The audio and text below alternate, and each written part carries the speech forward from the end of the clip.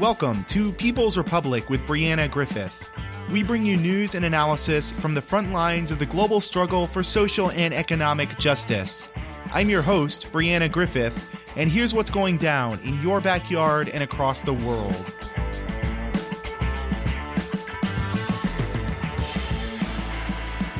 Welcome to People's Republic with Brianna Griffith.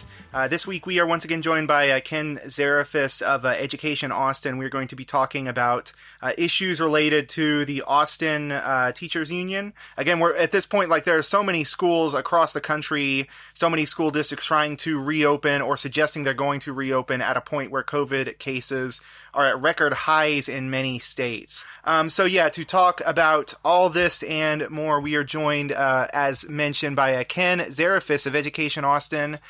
He's the president of Education Austin. Thank you very much, Ken, for coming back on the show. Brianna, thank you very much. I really appreciate it. We appreciate the opportunity to have a voice and that you provide a space for people to speak out about this. It's very important that we get our message out. So it's good to be back.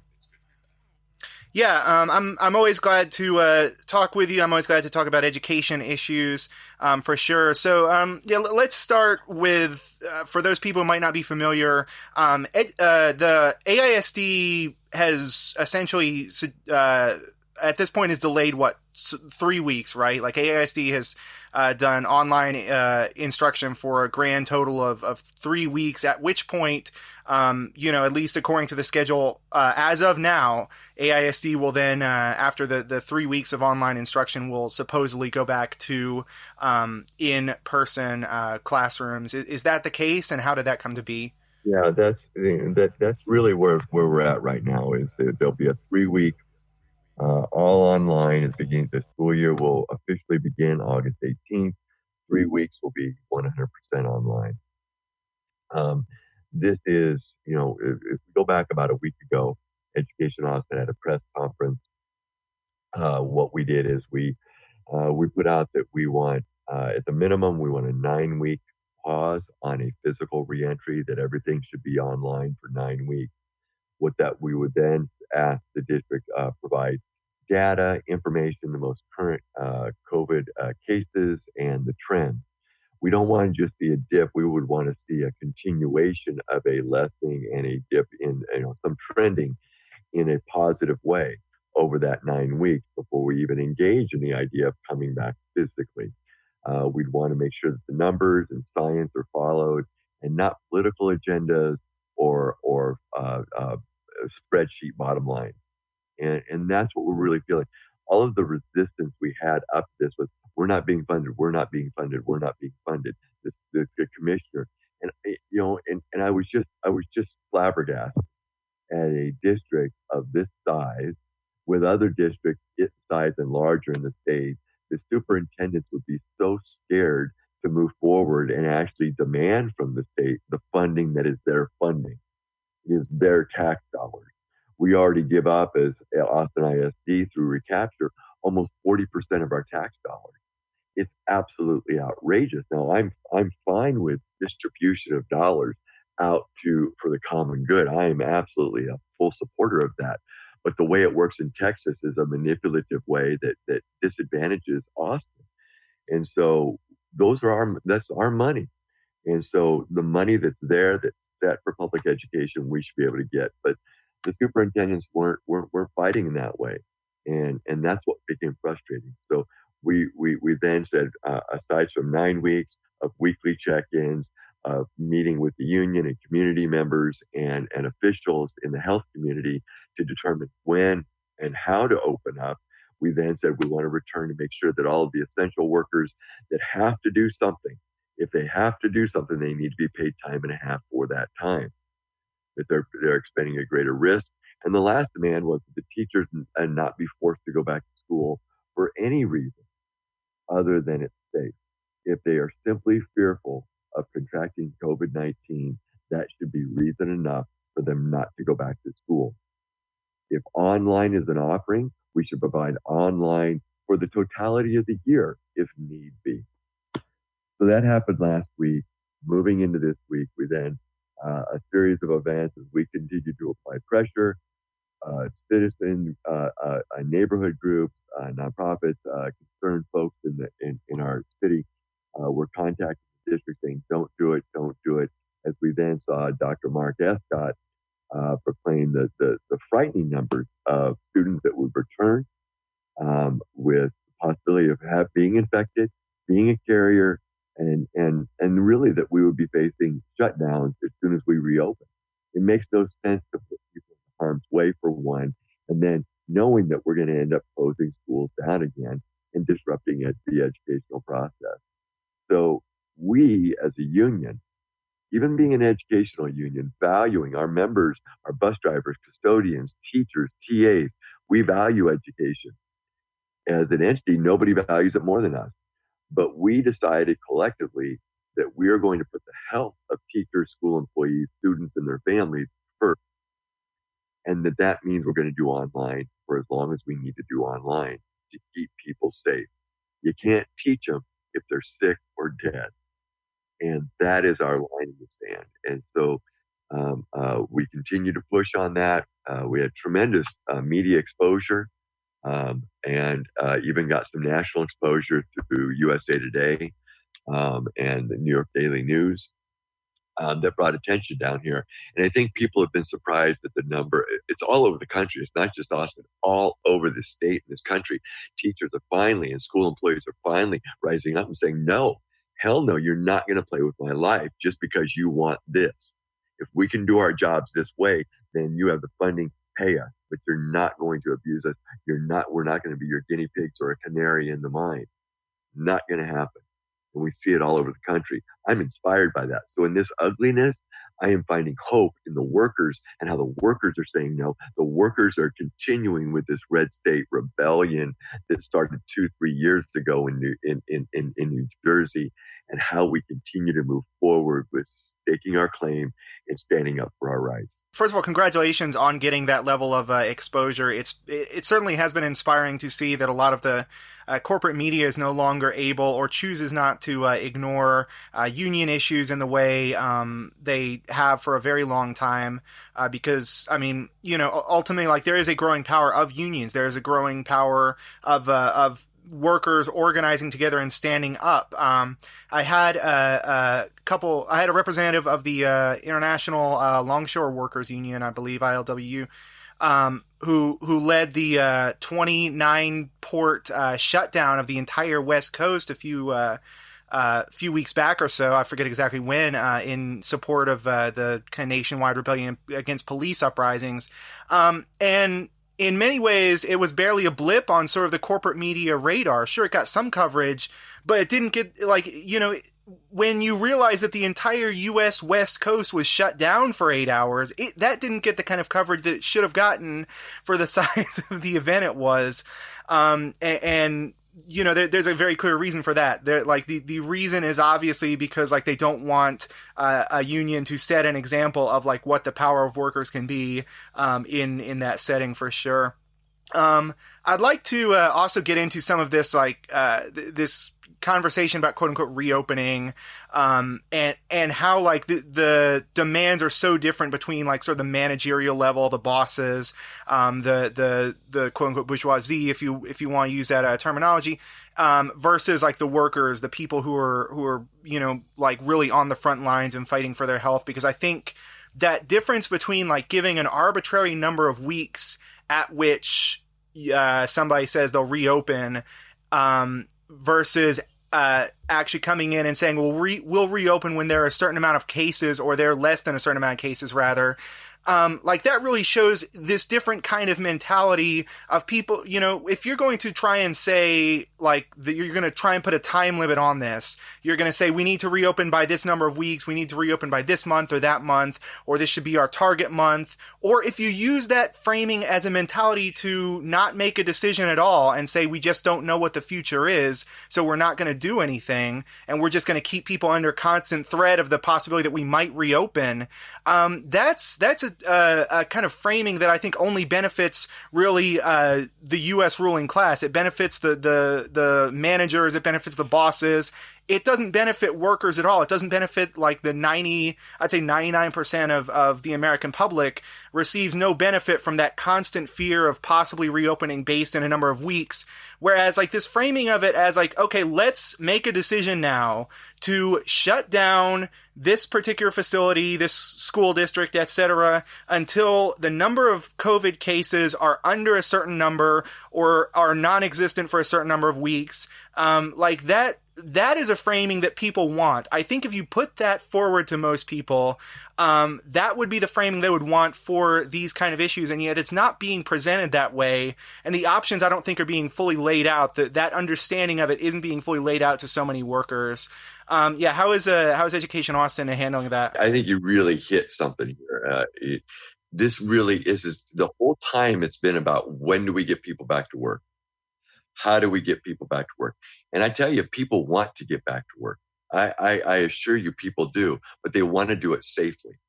They don't want to risk their lives. We've already had 500 people. This is old information, but a few weeks ago, 500 people quarantined, 15 sites shut down, and that's with skeleton crews working in the schools. We know when we bring back, they're talking about 25% coming back into schools that first week. Well, that's 20,000 kids with about 2,000 to 3,000 teachers and school employees. That's a huge number. People are going to get sick, they're going to contract it quickly, and they're going to shut down again, which will interrupt it.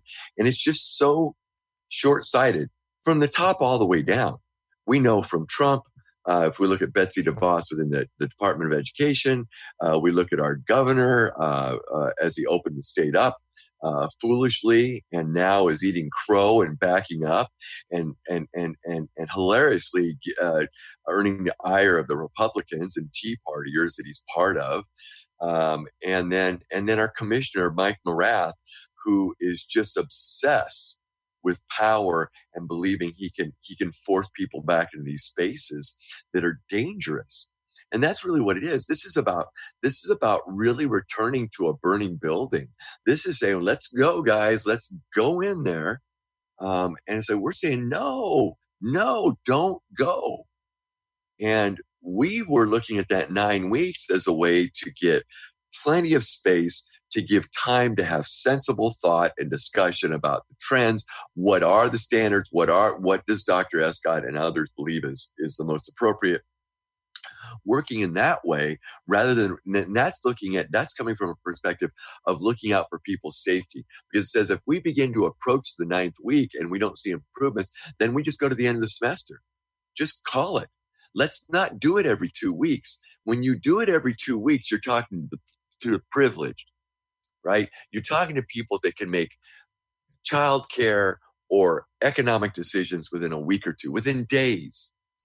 The majority of the families that we're talking about that may struggle in this environment are ones that are not privileged, that are not ones of resource, and that will have a very hard time pivoting in a week or two.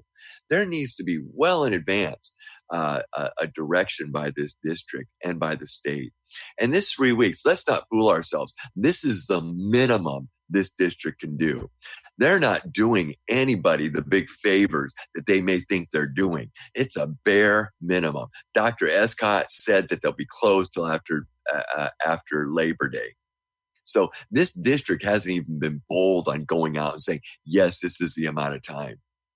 This is what's confounding about this district and leadership is, again, they just are looking at the funding and the bottom line, not willing to stand up about, to their bosses, to the TEA, and say, to hell with y'all. We're not going to open. We care about our people. We're not going to let you kill them. And they have no spine. This district has no spine when it comes to that. And I think that's the case with a lot of districts around the state. I'm always looking for, what is the profit motive here? Who stands to benefit from this or this? And with regard to education, I don't see what the profit motive is for trying to reopen schools, or even for trying to, keep this looming over people's heads. Like, I've seen people sort of float the theory that a lot of this kind of fear around reopening, especially within like schools and universities, is to force, to force like sort of veteran teachers into the possibility of like an early retirement or whatnot, like to get like those who might be getting paid a little more outside of the to get them to scare them into leaving, so that they can then bring in like younger people who have less experience and who aren't paid as much. Like, but I don't. I guess the other possibility of like Betsy DeVos, like her bent is always around charter schools, and trying to gut the public education system, in order to, essentially privatize everything. But like, I'm honestly at a bit of a loss for like why anyone would want to do this. Why anyone would want to send like children and teachers to their deaths. The Betsy DeVos piece and the Trump piece, which is really what has really guided NCLB, No Child Left Behind, in the Bush administration, was then supersized with Race to the Top in the Obama administration, and then left to a natural end with DeVos. So the issues with public ed at a federal level have been nurtured by both the Republicans and the Democrats. There's no past with either of them. They've both been awful and have set this scenario up with the evil end of Betsy DeVos and Donald Trump that do want to privatize, do want to charterize. So that finally, I'll give the benefit of the doubt. Maybe some of the districts, larger districts that have always felt so safe because they have so many kids, are starting to see charters and privatization begin to eat their lunch a little bit. When we have almost 20,000 kids in charter schools in Austin, there's a problem. And it's not just a problem with charters itself, it's a problem of what people are going from, which is our public schools, and the lack of leadership at a district level. I'm not as concerned. What I think is happening is that all of a sudden you have these districts which are scared shitless right now, in terms of a loss of funding. If people leave the district, they lose money because this state is built on daily average attendance for public ed. If they lose kids, they lose money. If they lose money, they lose employees. If they lose employees, they start losing their power because they have less of a share of the market. So they're willing to push people back into those spaces to save their funding and to save themselves as an entity. Because individually, they've got no concern. Individually collecting six figures and upwards of $300,000, they have no concern about the loss of their position and their economic freedom. And so they can operate with a dispassionate, heartless, very, just a surgeon's skill of cutting away what would prevent them from losing their job and their power. And what they're trying to do is to save their district, but at the risk of employees, of the workers, their health, and their families' health. And this is what we see with capitalism. It is just, I had one of our members talk about the issues the other day, the issues that we're facing. And this is not because our system's broken. It's because our system's operating the way it's supposed to operate. It really operates with the haves. And we're seeing it now. Everybody's up in arms about the racism, the exacerbation of the academic divide. Well, good God, that existed long before COVID, and it will last after COVID. COVID is just exposing it. That's all. The divide's there. So nobody wanted to do anything serious about it 5-6 months ago. But all of a sudden now everybody, what about the kids that are going to fall behind, when they weren't caring about them before? The hypocrisy is disgusting. It's just vile. Yeah, if you're just tuning in, you are listening to People's Republic with Brianna Griffith. We are talking with Ken Zarifis, who's the president of Education Austin. Of course, there's a lot there to really expound upon. A lot of I think that's absolutely great analysis for sure. And I, on a kind of more abstract level, outside of COVID, outside of everything, this idea of what counts as quote unquote failure, the sort of rise of standardized testing as sort of like standardized testing basically set the metrics that allowed the U.S. government to start gutting schools, gutting the public school system, because like these standardized tests are designed by private companies. They, like so much of the quote unquote failures, are not particularly reliable, but they're in fact like sort of a bug rather than a feature. Like they're a feature rather than a bug. Like they are designed to fail students so that the U.S., this kind of like mentality within the U.S. government of like we need to privatize schools, this neoliberal mentality of let's get rid of all social services, can say, oh look, by our own testing that's designed by these private companies, kids are quote unquote failing, and therefore we need to like start taking funding out of them and putting them into these charter schools. Well, now we know without a shadow of a doubt that charter schools don't actually perform any better. In many cases, perform worse. They're not accountable. Yes. Many charter schools have just been exposed to be like money laundering schemes. It goes on and on. It's essentially a siphoning off of public funds into private hands. This is important as well to see how institutions set the conversation around specific issues. So AISD sent out a survey to teachers and some information to teachers around sort of their options for this quote-unquote reopening, this ridiculous farce of a quote-unquote reopening that's really, I think, are designed to mislead and to scare people. I'm wondering if you can talk more about that. Yeah. So a survey went out and it was asking three questions. Do you plan on returning? Yes, no, or yes with conditions, and that's a physical return. There were options because there are physical options for not returning within this context. If it's the age, do you have someone with an immune deficiency? Do you have just a list of things? So marking it down. It also placed other. So you could place, you could state others. As I looked at it before it went out, telling the district that, you're going to get word back. People are going to think you're going after their jobs. Please know that. You may not intend it that way, but know that. And sure enough, when it went out, our phones lit up at Education Austin, and everybody saw this. What am I supposed to do? I'm afraid to say, I don't want to go back, but I'm afraid I'm going to be fired or I'm going to be set up to be fired. I don't want to it was panic, just absolute panic. And so we went back to the district, said, we told you we need to send another email out saying that this will not impact your employment or any evaluations. So they agreed to that. They sent an email out, gave context, saying we just want to know how to staff schools. We want to be able to know if we do come back, how we can come back, and who will be in the buildings if they do have to be there. And so that email went out, but the bell's already rung. You can't fix that. The bell is rung, and people are fearful. We don't have any faith in that document, and actually the way the district interprets it, because when we say no or yes with conditions, we see that as one group of people that are scared to come back to the buildings.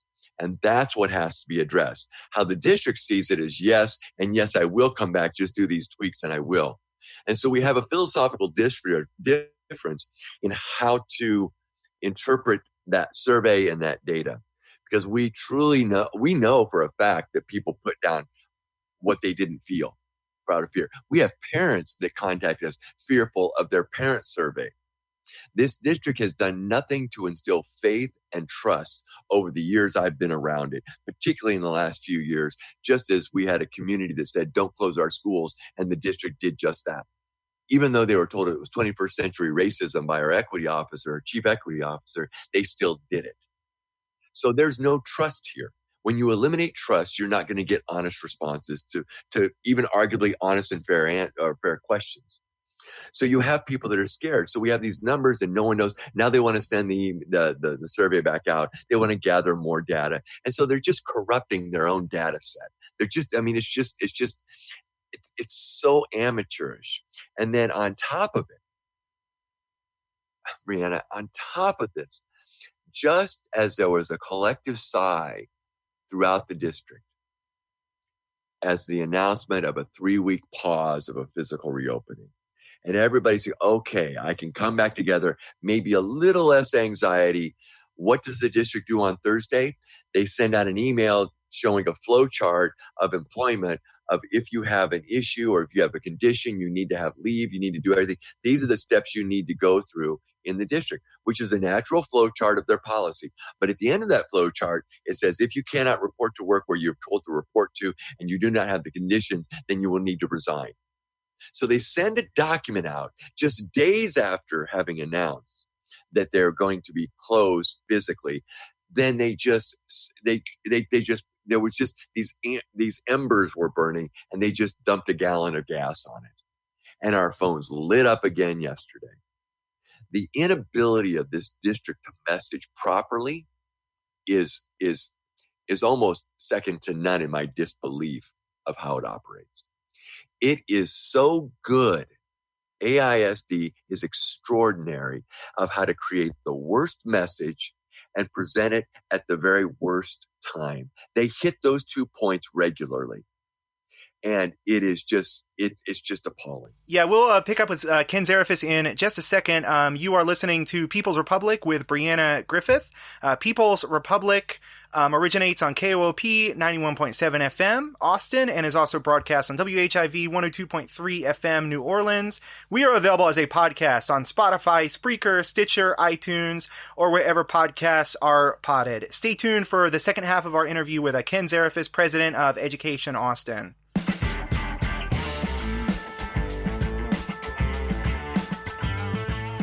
Welcome back to People's Republic with Brianna Griffith. We're going to continue this conversation with Ken Zarifis, who's the president of Education Austin. When we left off, we were talking about AISD, that's Austin Independent School District's sort of, like constant sending out, as you were saying, the worst possible message with the worst possible timing. AISD, I think, like many other kind of institutions of this this wonderful progressive city we live in. You can notice a little bit of sarcasm there. That's the best joke I'll do all day. Yeah. In this lovely, liberal, progressive Austin that we hear so much about, AISD also, like Austin Police Department, sort of lurches from scandal to scandal. I remember a while back there was a kind of scandal around the treatment of Naomi Wilson, for instance, a black trans woman who I think is, correct me if I'm wrong, I'm not sure where this was left off, but I think may still be banned from AISD campuses and meetings and whatnot after, essentially trying to advocate for better inclusivity and whatnot. Yeah. Brianna was, I'm sorry. Naomi was at a demonstration where some religious right radicals were denouncing the sex ed curriculum, and she was just standing in front of them, exercising her First Amendment rights, announcing trans people across the country that had been murdered. And the police department put their hands on the AISD police department and SROs, forced her out of that space, physically slammed her against a wall, arrested her, took her inside the building, berated her as a trans woman, and even threatened to put her into the men's jail. It was an appalling display on the AISD PD's part. She was then banned by the district at any sites, as you said. But just in the last 2 weeks, I just got word is that Naomi, that it was a wrongful arrest. It was dropped. It was a wonderful day for her, but sadly, the district still has her banned, from what I know, to this date. And so where is our space? Where can we trust this district? And so it's very parallel to the issues that we're dealing socially around things like George Floyd and others who have been subjected and murdered by our law enforcement. Yeah, I think that's actually a great segue to sort of talk about the intersections of these issues here. The call to at very least reduce police presence. But in reality, I think a lot of people have wanted to abolish police presence in schools for a long time here. This originated long before COVID, long before the national and then international rebellion, I would say, against police brutality. This has been ongoing for quite some time, even within this local context here. I'm wondering if you can talk a little bit about how Austin has, or Education Austin rather, has engaged with these issues. Well, after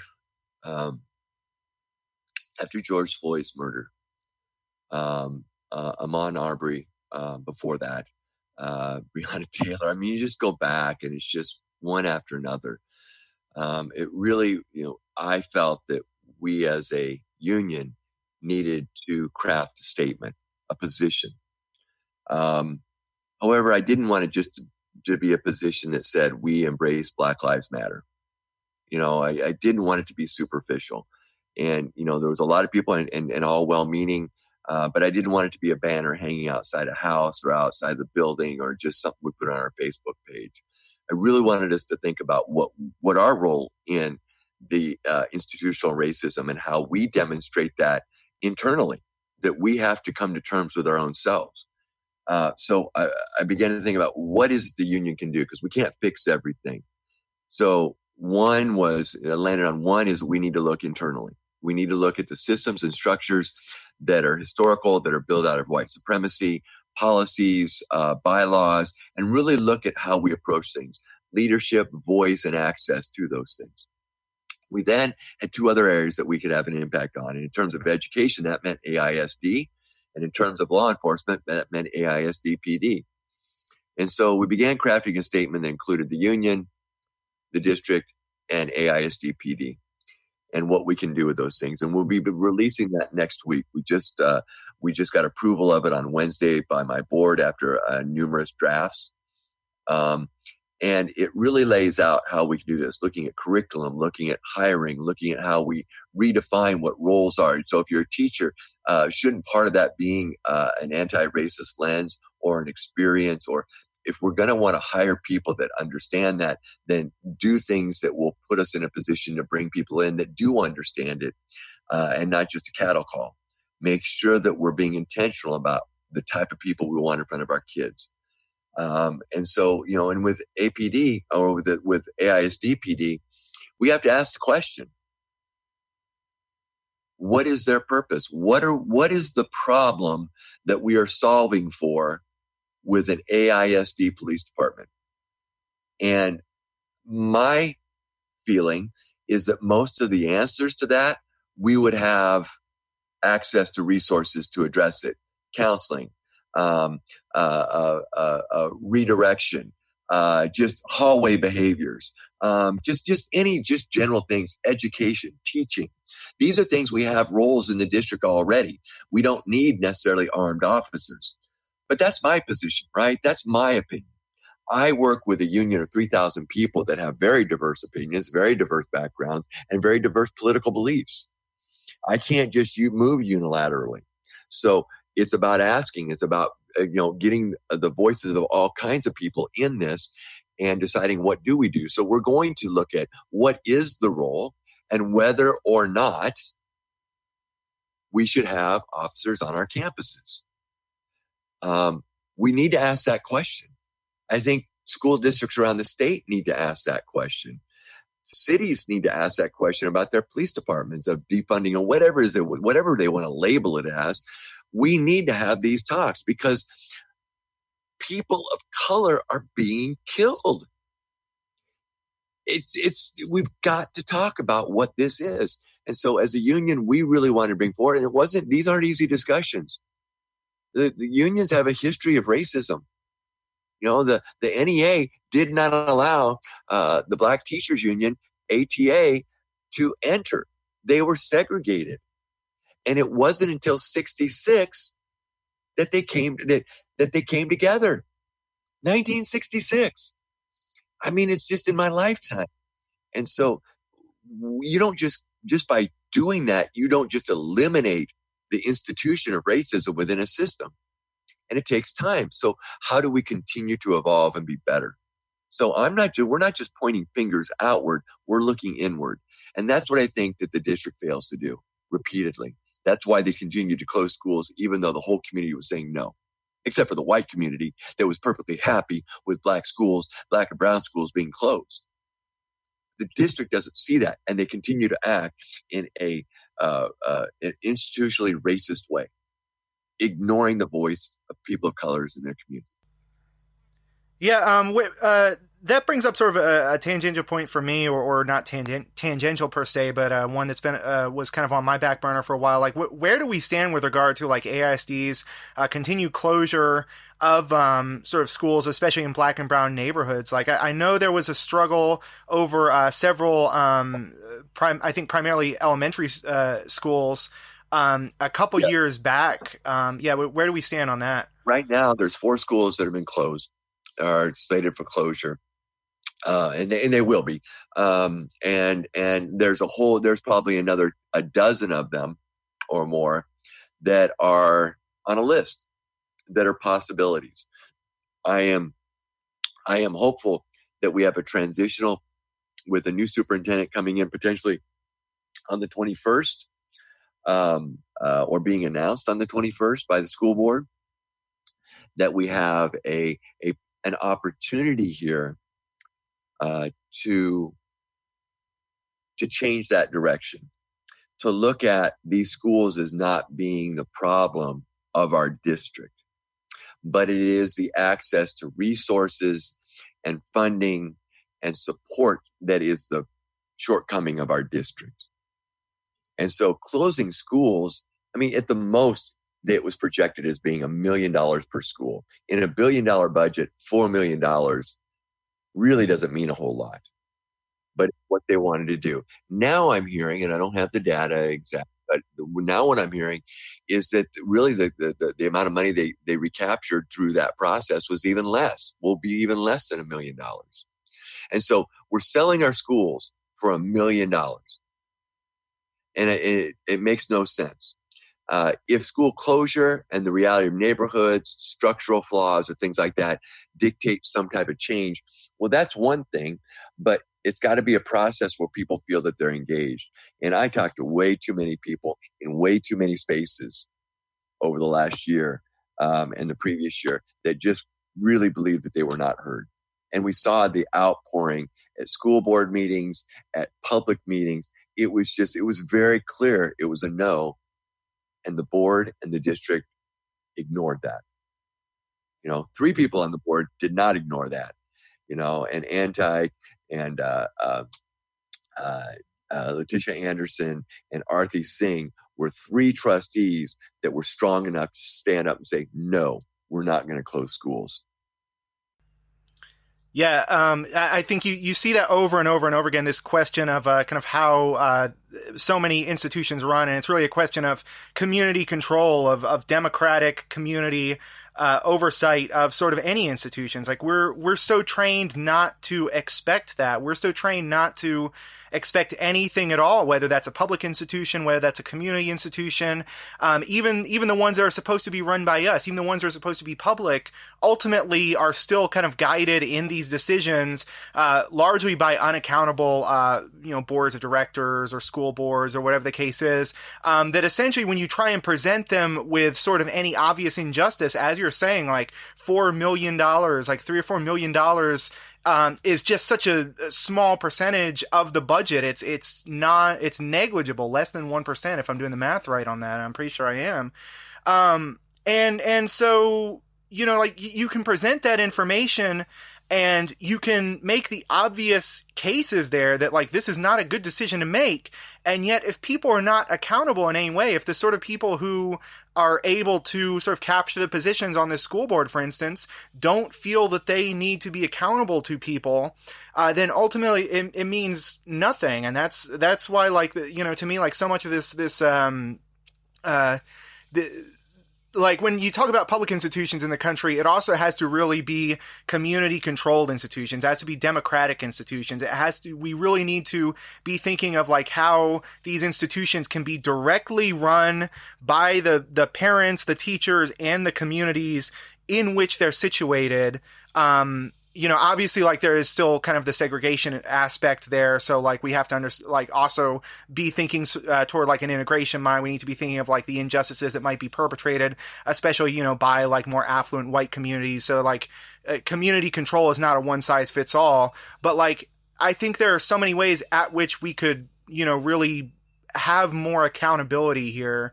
As far as the way our public institutions should be operated, that just are not even sort of on the drawing board right now, but absolutely need to be. Well, I agree, and I think then it comes to what does democratic even mean? Is that even a word that's serviceable for us anymore, as it has been corrupted in a way that it's a democracy for those that have voice, resources, and privilege. And how can we actually say that there's a democratic process that holds leaders, even if they are elected, accountable? If those leaders make these decisions and continue to stay in office, and we continue to limit access to voting, we continue, I look at, when I look at elections, we have an election coming up in November. 4 school board seats are in question. That election will be one of the most ill-informed votes that anybody, and this is a general election in a presidential year. So we're going to have an enormous turnout for this election. And I would dare say if 1% of those who go to vote really know who's running for school board and what any position is, I would be stunned.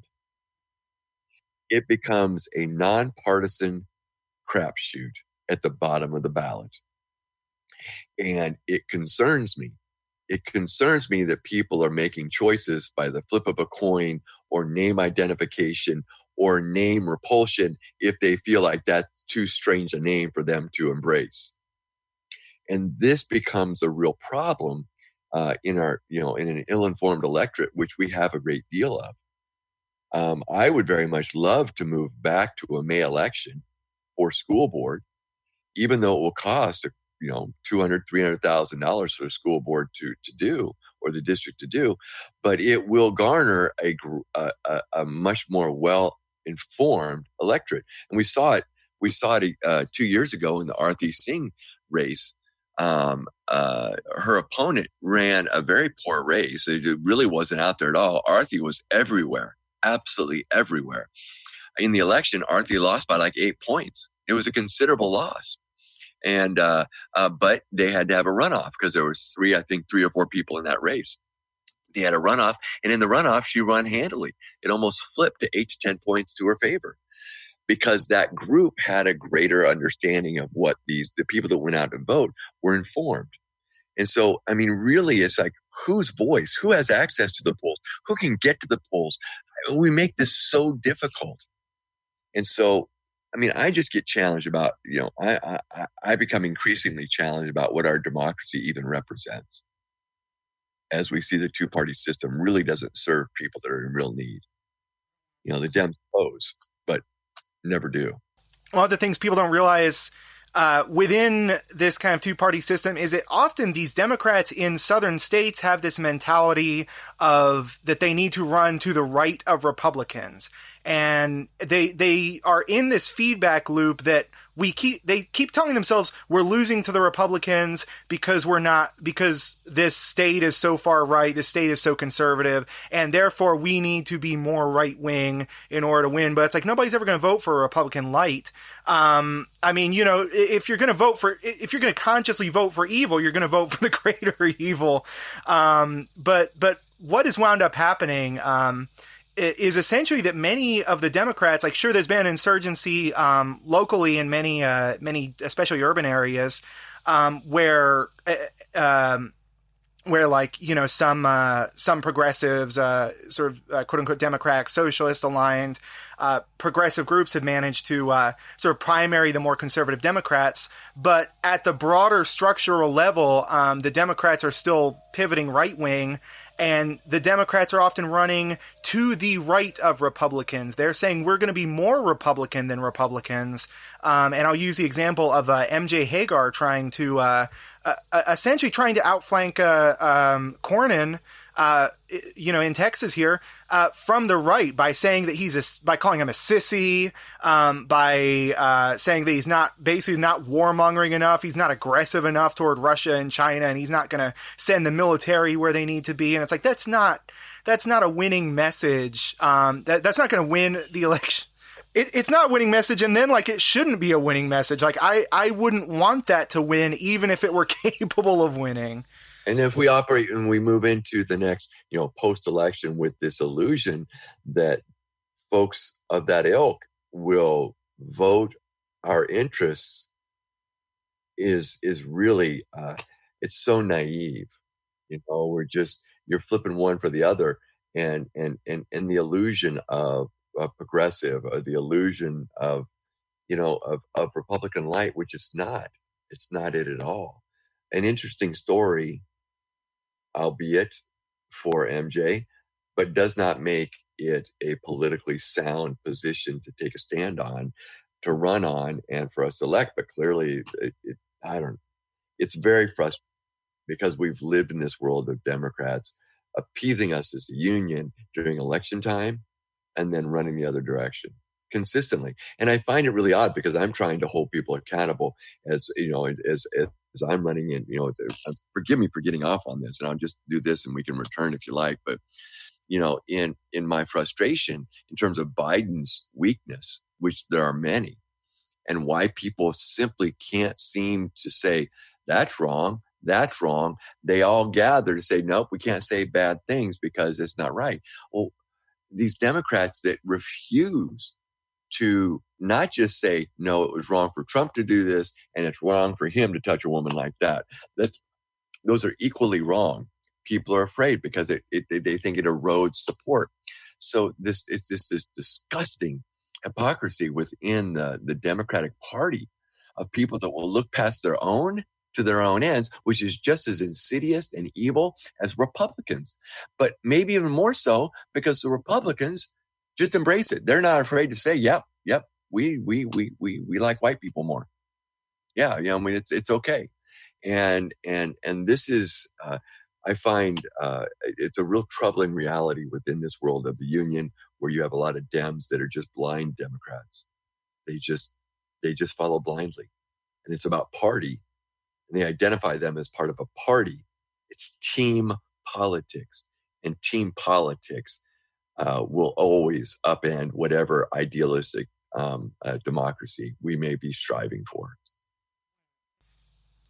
Yeah, and I just want to reiterate. I don't think like you or I either have sort of an issue with like the vast majority of people who identify as Democrat. Most people identify as, or at least a significant number of people who identify as Republican. Like I don't have issues with like sort of a lot of the rank and file of like sort of average working people or oppressed and working people. Yeah, I'm talking specifically about the leadership and sort of the structure of these parties. That's right. Because they set it up what it is. And so people follow what that is. And so it becomes an umbrella. These are the list of things that we value. That's the list of things they value, like us or like them. And so people make decisions based on that. They've got busy lives. Their day-to-day life is not politics. And so they make decisions on broad general issues. And we have to do that because it's our system. You know, it's what we have. And so you have to do that. But it just leaves us less than. It leaves us wanting more from our politics, and we see the polarization of it. But then it affects us when it comes back to a school district, when it comes back to funding within a school district, when it comes back to testing in a school district. We have these two sides, and it impacts us on a local level. What we've just been talking about for a few minutes is just like this broad, 50,000 foot kind of level. But it comes down to us on a local level when we have elections and we put people in office on a school board that then hire a superintendent that has an agenda. and it impacts us negatively as workers, but then impacts the kids that we serve every day. And that's what's happened in the process of looking at school reopening or school closures a few months ago. It's looking at bottom lines. It's looking at what is the economic benefit rather than the people benefit. And I've argued for years that this district continually views everything through a fiscal lens to make equity decisions. They need to take those glasses off and put equity glasses on and view their fiscal decisions through an equity lens. That then puts the priority on people, and actually puts the priority on people that have had as much over years and years and years, and you have to direct your money to them. But that's not popular when you really play it out, because those that have want more of that money. Otherwise, it's all about the bottom line. How do we balance our budget? That's all it becomes, at the detriment of our kids. And reopening early because we want money from the state puts our kids' lives at risk. And we can't tolerate that. Yeah, you can't have that mentality of just as long as we're in the black, as long as we're making a decent amount of money, everything is good with any sort of public institution, for sure. So we have a couple minutes left. A few times I'll see people say like, oh, what, this is before obviously like the massive economic crash that's currently underway. But I've seen people say things when they get a little bit of money of like, oh, how do I invest this as a worker? And one of the things I always say is like, there's not really, if you're a working person who lives paycheck to paycheck, who's managed to set, I don't know, a couple thousand aside, there's not really a meaningful investment in this capitalist system that isn't going to be just essentially like gambling, and you're probably going to lose. But what I say is like, if you want to make an investment in your future, if you want to make sure that you're able to retire down the road, to get the benefits, to get the pay, to get the immediate return on investment, there are like really two options that I think get you a true, using this kind of like capitalist ideology of return on investment. If you want a return on investment, if you want your money and your time and your energy to go to good places, the two investments you can make are to join a union and to join a socialist party or socialist organization. Like, to me, again, that's my perspective. Those are the ways, like you sort of put your energy in something that'll pay off in terms of like your rights as a worker, your pay and your protections and whatnot, and your security, both financial and social down the line. So I'm wondering if you can, just give people kind of a brief rundown of sort of how what AISD has been doing for people within the union and just for teachers generally, for the community, and how people can get involved and learn more. Yeah. So, in terms of education, Austin, over the last 8 years, we've increased pay by over 25% for all workers. That's custodians, bus drivers. We have fought the district when they said 0 or 1% on pay raises, and be able to increase it to 2, 3, 4, 7, 6. Even when they say they have no money, we've been able to return job security for teachers by reinstating 3-year contracts. We've been able to support students in terms of elementary students by pushing for a mandatory recess that they don't have to walk a lap, but that they can just go out and play. You wouldn't think you'd need to do that, but we do that. We've been able to assure our classified or hourly employees that the lowest paid. We've been able to assure some job security through an appeal process that is due process, that no district in the state had until recently, where 2 or 3 others have taken that model and implemented it. We've been able to institute a salary, an additional kind of a salary structure for teachers called Professional Pathways for Teachers, that focuses on their practice, their training and profession, and has allowed teachers to build the base of their salary significantly over the last 4 years by thousands of dollars that never goes away. And that is because the union's here. The union is helping to create community schools, which says we don't just have strong academics, but we have to have wraparound services, a shared leadership model that respects the teachers, workers, and community and decision making, fewer tests and more learning. These are the things we stand up for. And the more people that invest in that, and you're right, it's an investment. The more people that contribute to that, we're at 3,000 members in a 12,000 employee district. We have potentially about 11,000 workers that can join. So we've got a lot that can still join. And the power that comes with that is significant and it's real.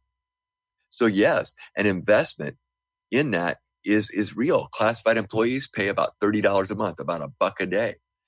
Teachers, it's about $2 a day. That is a really reasonable investment in a profession, in one's work, to see the benefits that have come from it, as well as job protection, as well as defending people when they've been wrongfully accused, which we do regularly. I believe it's one of the best things people can do on a yearly basis is to join a union and pay their dues. I've seen it work. I've seen it protect. I've seen it build our profession and make us better. And you're right. That's a better investment than dumping $50 or $60 a month into some type of a mutual fund that's just going to tank every 10 years. It's just it's much greater. Yeah. So absolutely. So how can people learn more about Education Austin? We got a couple ways. They can go to our website, which is a little bit under construction. We're trying to update it, but it's educationaustin.org. And they can also, probably the more recent stuff and up to date would be our Facebook page, Education Austin Facebook. And they can also friend me, Ken Zarifis, and my personal page. So that's the way to keep up with what's going on in our world. To join, we have a link. If you're a teacher or a school employee in AISD, if you go to our website or go to our Facebook page, you'll find a link that will take you right to an online sign up, and you can sign up right online. And we've had a lot of people in the last 2 months signing up online because they know it's uncharted waters that we're heading into. So we're going to go ahead and leave it there. We were joined for this entire episode by Ken Zarifis, who is the president of Education Austin. That's the Austin Teachers Union. Thank you very much, Ken, for coming back on the show. Thank you so much, Brianna. Really just deeply appreciate this. Thank you very much. And to those of you listening in New Orleans, I really appreciate you listening as well. We're a community show based in Austin, but we also do broadcast on WHIV New Orleans. And I just want to give a shout out to New Orleans as well. If you ever have anything that you want us to cover for your community, you can always reach out to us at People's Radio ATX on Facebook and Twitter. The name of the show is People's Republic. And yeah, I'm hoping this is a good episode for everybody about, just what unions do, even if the city itself doesn't necessarily line up to your locale. Unions are a powerful force across the country. So yeah, I hope you appreciate that, and we'll catch you next week. That's all we have for this week. You have been listening to People's Republic with Brianna Griffith. People's Republic originates in Austin, Texas, and is also available as a podcast on Spotify, Spreaker, Stitcher, iTunes, or wherever podcasts are podded. You can also find us on Facebook and Twitter at People's Radio ATX for more news and analysis. We are out of here.